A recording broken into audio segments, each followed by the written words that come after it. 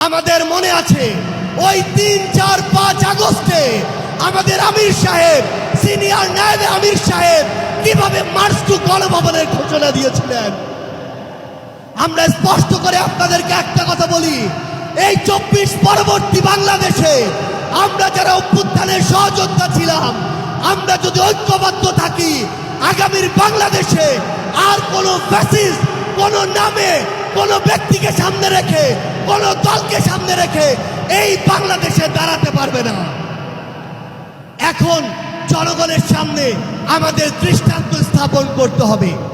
আমরা আমাদের কাজের মাধ্যমে প্রত্যেকটি ক্ষেত্রে যেন সেই দৃষ্টান্ত স্থাপন করতে পারি। আজকে যখন আমি আসছিলাম, রাস্তার আশেপাশের প্রত্যেকটি মোড়ে আমার ইসলামী আন্দোলন বাংলাদেশের সহযোদ্ধারা ট্রাফিকিং এর কাজ করছে। এটাই হচ্ছে দৃষ্টান্ত যে আমরা কাজ করব, আমাদের রাজনৈতিক সমাবেশ করব, একই সাথে জনগণের যেন দুর্ভোগ না হয় সেটাও আমাদের মাথায় থাকবে।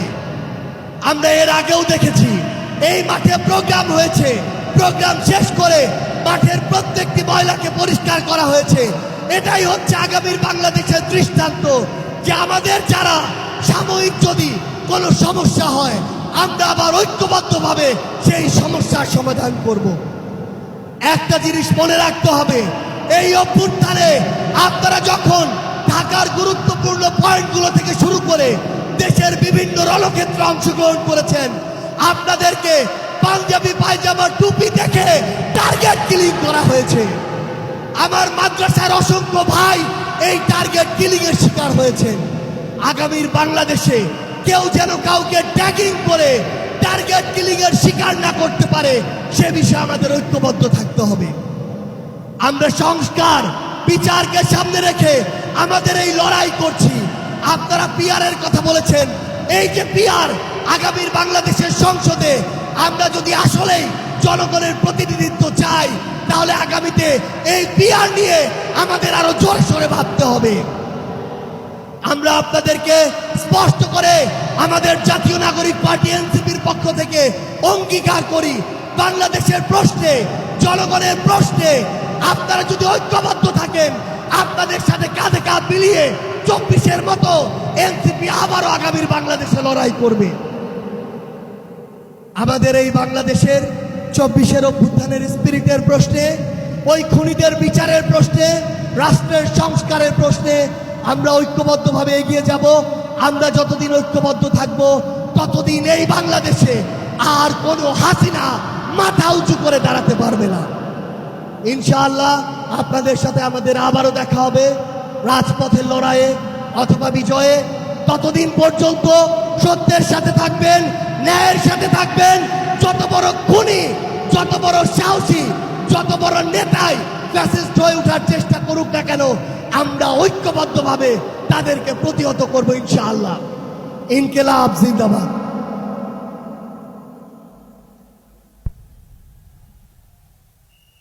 সমবেত ভাই ও বন্ধুগণ, মহাসমাবেশে এ পর্যায়ে বক্তব্য রাখবেন বাংলাদেশ খেলাফত মজলিসের সংগ্রামী মহাসচিব জননেতা মাওলানা জালাল উদ্দিন আহমদ। জননেতা মাওলানা জালাল উদ্দিন আহমদ, মহাসচিব বাংলাদেশ খেলাফত মজলিস।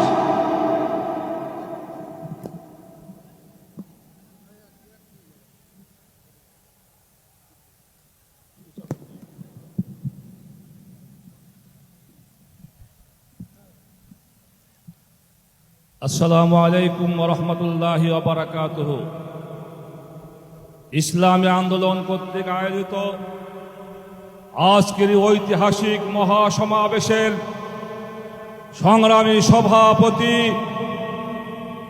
বর্তমানে বাংলাদেশে ইসলামী সমাজের ঐক্যের প্রতীক হযরত মাওলানা মুফতি সৈয়দ রেজাউল করিম পীর সাহেব চরমনাই, উপস্থিত জাতীয় নেতৃবৃন্দ, উপস্থিত সাংবাদিক ভাইয়েরা এবং ইসলামী আন্দোলনের নেতাকর্মী ভাইয়েরা, আমি সর্বপ্রথম আমার দলের আমির আল্লামা মামুনুল হক আপনাদেরকে সালাম দিয়েছেন, সালাম পাঠিয়েছেন।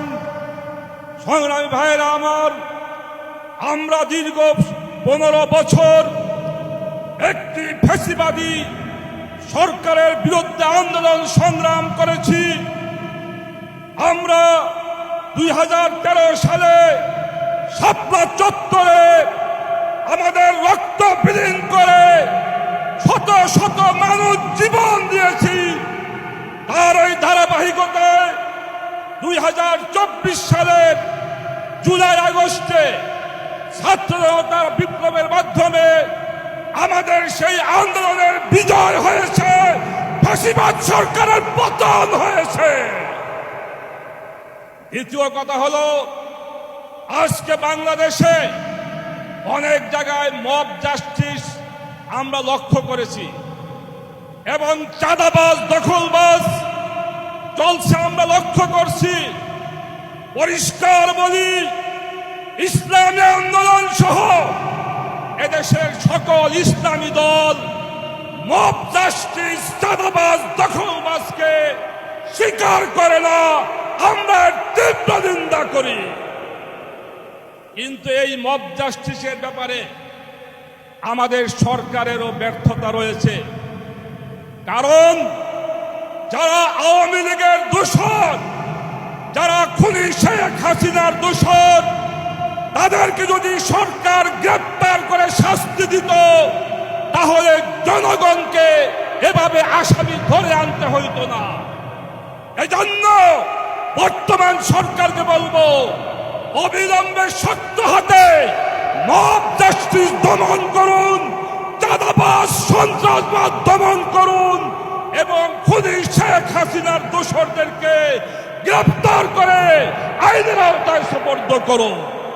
সর্বশেষ কথা হলো, বর্তমান সময়ে দেশ ও ইসলাম রক্ষার জন্য, দেশের স্বাধীনতা রক্ষার জন্য ইসলামী শক্তির ঐক্যের বিকল্প নাই।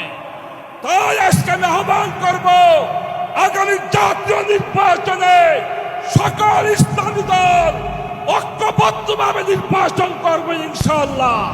সবাইকে ধন্যবাদ জানিয়ে আমার বক্তব্য শেষ করছি।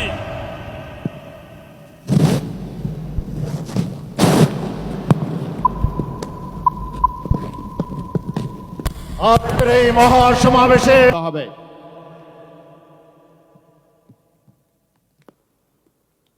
ঘোষণা 4, আগামী দিনে বাংলাদেশে যাতে কোনো নির্বাচিত স্বৈরাচার, দুর্নীতিবাজ, লুটেরা ও সন্ত্রাসী শ্রেণী রাষ্ট্র ক্ষমতাকে ব্যবহার করে জনগণের অধিকার কেড়ে নিতে না পারে, রাষ্ট্রের সাংবিধানিক প্রতিষ্ঠানগুলোকে দলীয়করণের মাধ্যমে ধ্বংস করতে না পারে এবং একদলীয় কর্তৃত্ববাদী শাসন কায়েম করতে না পারে, সেজন্য প্রয়োজনীয় মৌলিক সংস্কার